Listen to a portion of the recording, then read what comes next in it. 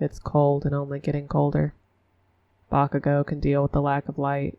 Darkness didn't scare him, even if it was annoying to not know your way around a strange home which ended in a lot of bruised toes and shouted swears. But the lack of heat is going to get very, very annoying very, very quickly. It's only been an hour, and he's already grabbed one of the quilts from his room to wrap around his shoulders, quietly cursing the storm and every higher power that brought him here. He might not freeze to death in his car, but he will surely freeze to death in this house. Don't worry. Kirishima rolls his eyes with good humor, something that Bakugou found extra irritating. I'll start a fire. You can come into the living room and keep warm there. No need to start sharing body heat just yet. He doesn't think that Kirishima winks at him, but he might have missed it when his brain shorts out for that split second when he mentioned sharing body heat. Bakugou figures it's best to keep quiet about that, lest he bring attention to the way his cheeks heat up. He replaces the slight embarrassment and slight "we will not discuss that emotion right now" with his typical rage, letting out a "t" through tightly clenched teeth even as he follows his host down the hall, passing the home gym. The hall opens up into a large open living room, which makes Bakugou pause for a second, surprised by how big the house really is. He didn't get a good look at it the night before given the storm, darkness, and his concussion headache. But now he's impressed and curious once more as to why a single guy lives in such a huge place with just a dog. There's a sliding glass door that leads out to a patio in the forest beyond, everything covered with white and gusts of more falling everywhere. The fireplace is surrounded by a couch and matching love seat, a small coffee table separating the two at the corner with another TV off-centered near the fireplace. 2 doors border the living room, one which Bakugou could only guess would lead to the garage simply by the placement of it. The other he assumed either led to another bathroom or bedroom, maybe even some sort of study, he wasn't sure. He didn't care enough to ask right now as he watched Kirishima kneel down at the fireplace, grabbing for the stack of wood sitting near it. He gave a soft glare as he took a seat at the end of the love seat closest to the fireplace in anticipation of the warmth to come, but still cautious. Honestly, he couldn't help himself if he tried. When's the last time you got that inspected? Kirishima pauses as he's arranging the wood. What? He turns, looking genuinely surprised by the question. Inspected? The fireplace? I'd rather stay freezing than burn to death or die of carbon monoxide in my sleep. You didn't even look up Bakugou. Kirishima let out a short little huff of laughter. Are you implying that I'm going to accidentally kill us? Possible. You might be forgetting something or getting lazy. Kirishima scoffs. Snowstorms, living in the woods. Being cold happens a lot. This isn't my first fire, you know. Not mine either. That gets him to stop arguing back at the very least. Kirishima looks at Bakugou for a few seconds, sitting on the couch wrapped up in his quilt with his legs tucked up against his body. He lets his head hang with a heavy sigh, giving in. All right.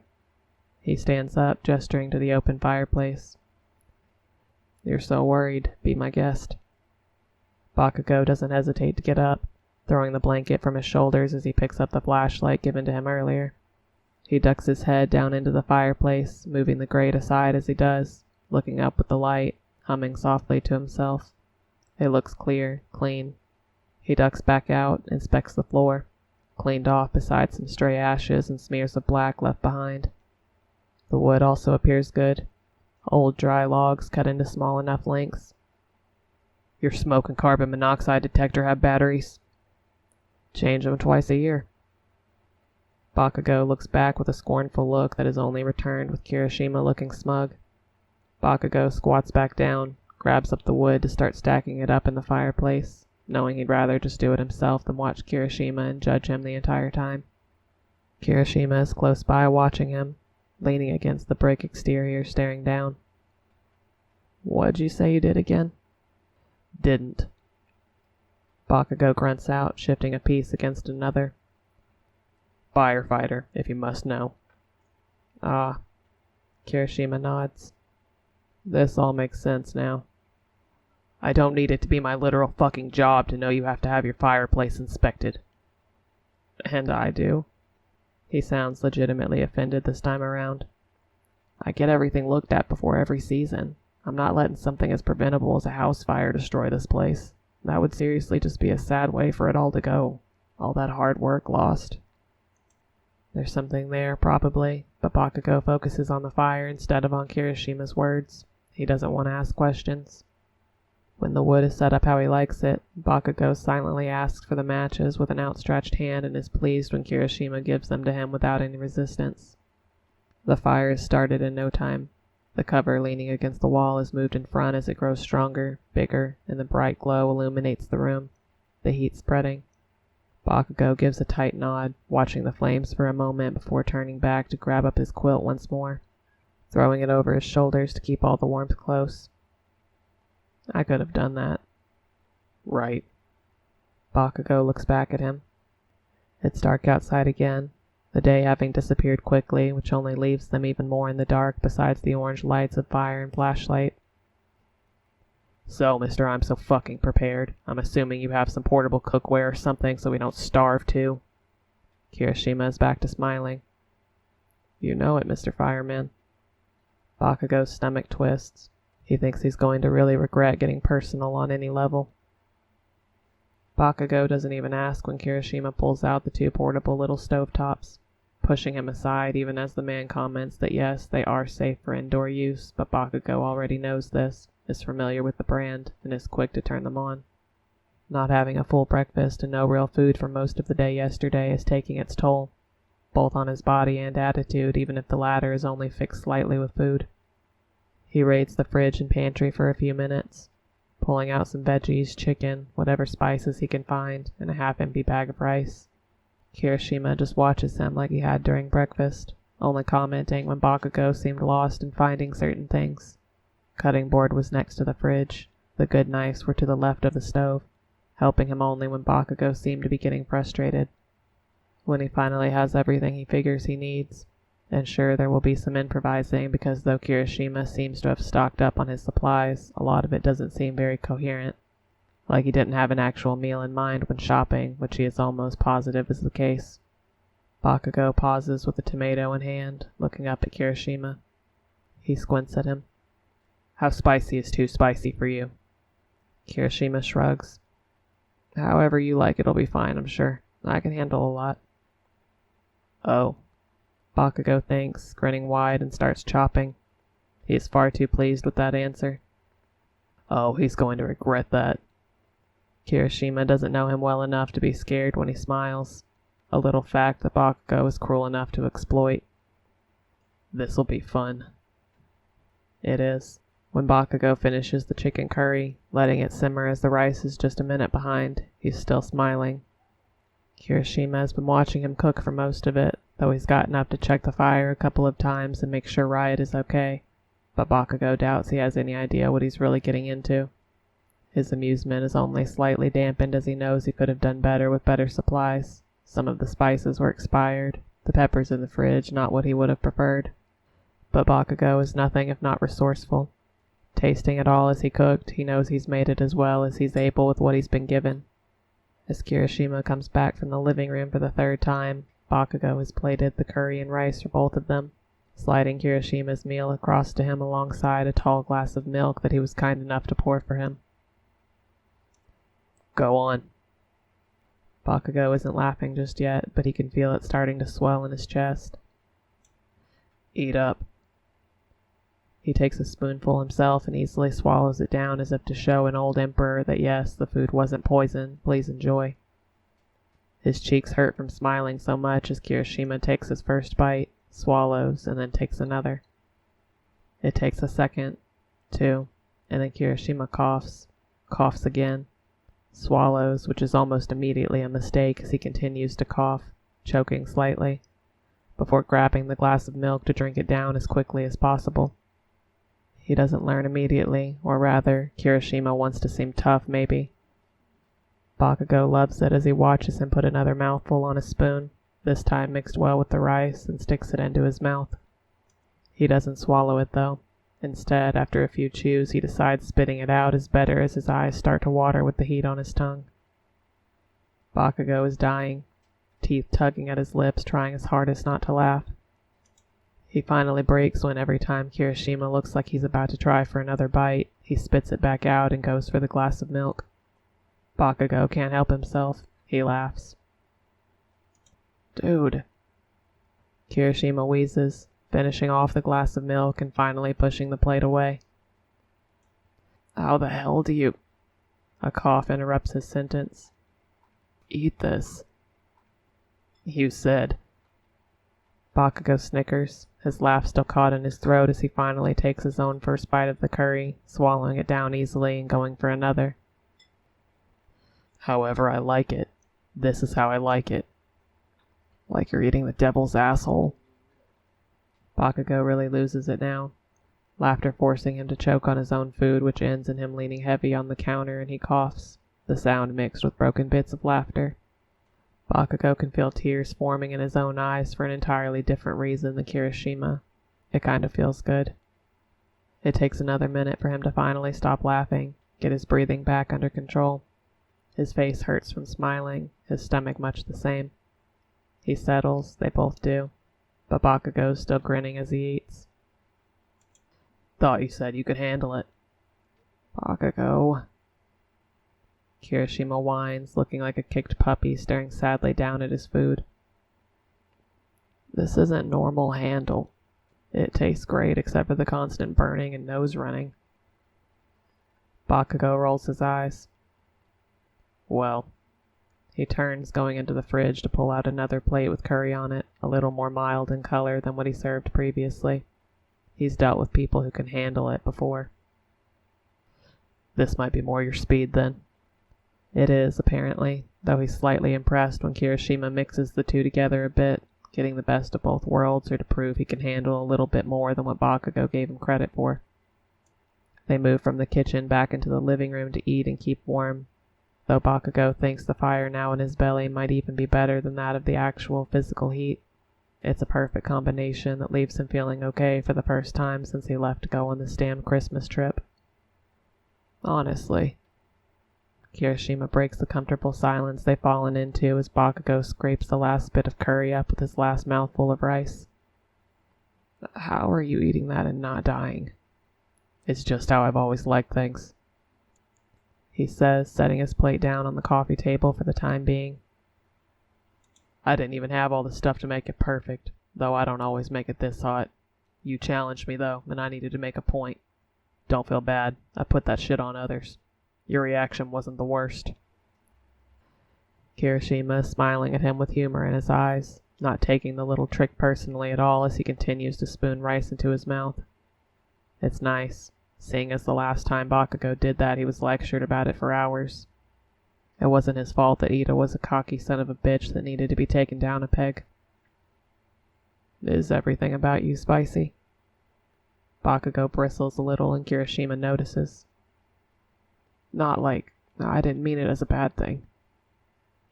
He doesn't. Bakugou can tell he doesn't. He's not entirely sure Kirishima has the capability to even be purposefully mean.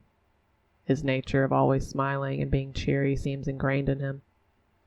Bakugou tries to brush it off. He knows in the back of his mind he should let it go.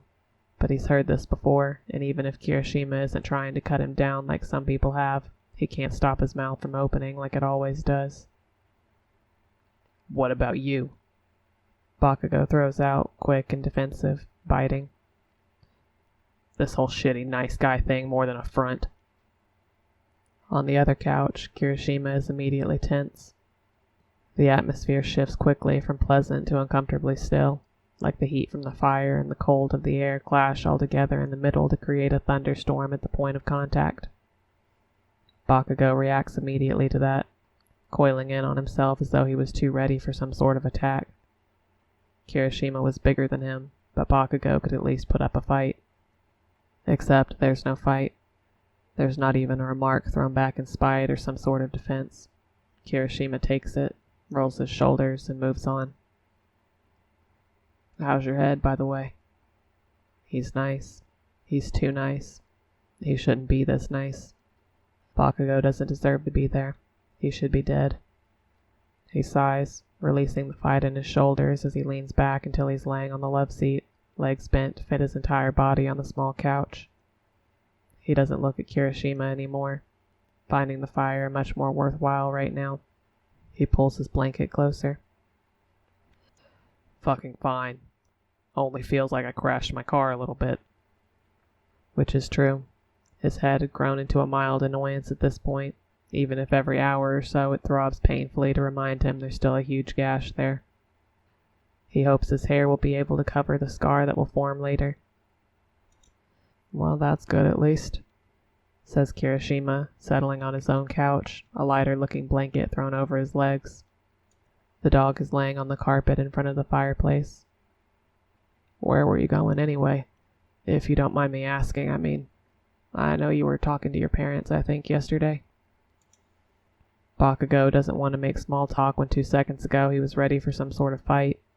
He'd much rather just sit in silence until the warmth spread through his body and sleep overtook him again. No such luck. He takes a second to finally answer, hating how Kirishima still seemed comfortable in his company. It's our stupid Christmas tradition, I guess. My parents have been taking me up to the ski resort here for years now, since I could remember. We do all the Christmas bullshit there because it's just the three of us, so we always figured it was kind of a waste to have a huge dinner and a tree and all that. Resort takes care of it all. I left a day later than them because of work, and now we're here. The fire crackles, flickering. It'll probably need another log or two soon. Sorry you couldn't be with your parents instead. Bakugou's gaze goes back to Kirishima. The idiot is also staring at the fire, his face looking too soft and too longing. Not like you're the one who crashed into the tree for me. Besides, I fight with my mom too much. He crosses his arms, dips lower into the couch. This is all fine by me. The sad part is that's not a lie. As soon as Bakugou was old enough to leave, he did. It may have just been running off to a college dorm, but it was still better than being home. It led to more fighting for the first few months, but after that it settled.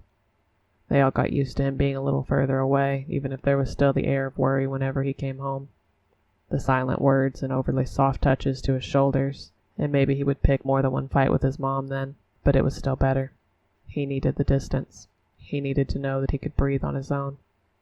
Christmas time had always been their family vacation, but even then the tradition of it left Bakugou's skin crawling after so many years. He didn't mind the time off work or snowboarding down slopes for a couple of days, but being stuck with only his parents as real company got irritating quick. My family always loved the holidays. Kirishima cuts in through Bakugou's own thoughts, catching him off guard. Warning sirens are going off in his head, but there's no way to stop them. My mom would cook these huge meals and we'd have all sorts of people over. My dad would put up all the lights and have everything glowing so bright me and my brother could barely sleep at night with our curtains drawn. Bakugou doesn't need this information. He doesn't want it. Kirishima's looking too far off and it's too much of something Bakugou knows he doesn't want to touch. Still, his stomach feels too deep, his throat dry.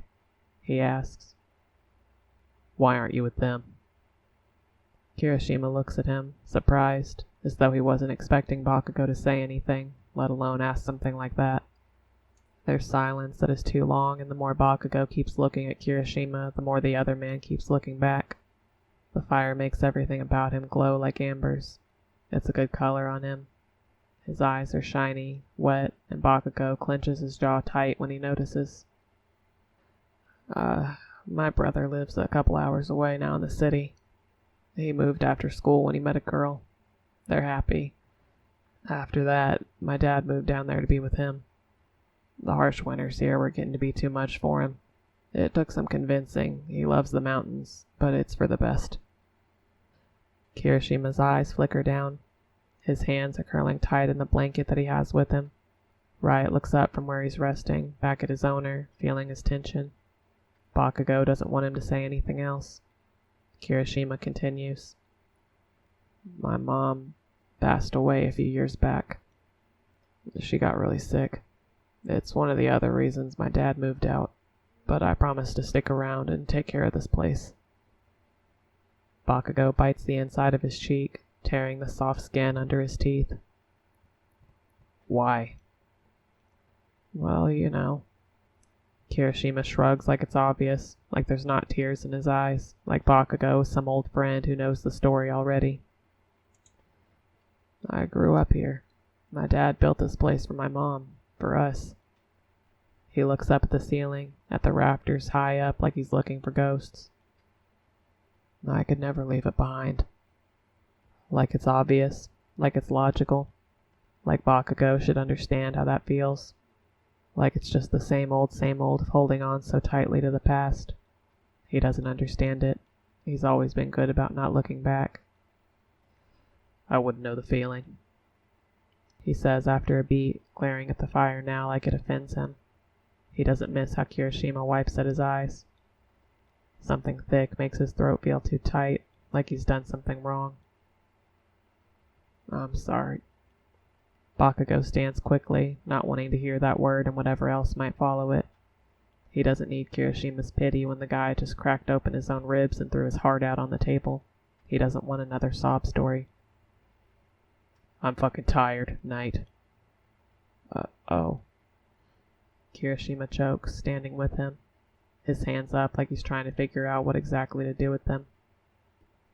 I mean, you could sleep out here so you're warmer with the fire. No thanks. Bakugou doesn't look at him when he leaves. He's fast to disappear down the hall, trying to not think of some happy family within the walls, of a dad building brick by brick a house, of it all falling apart. He closes his door so hard that it rattles in the frame and he tries not to think of it breaking.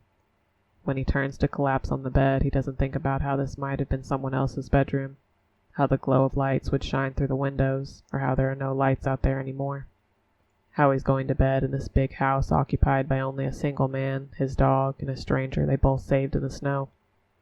His stomach still feels deep and dark inside of him as he forces himself asleep.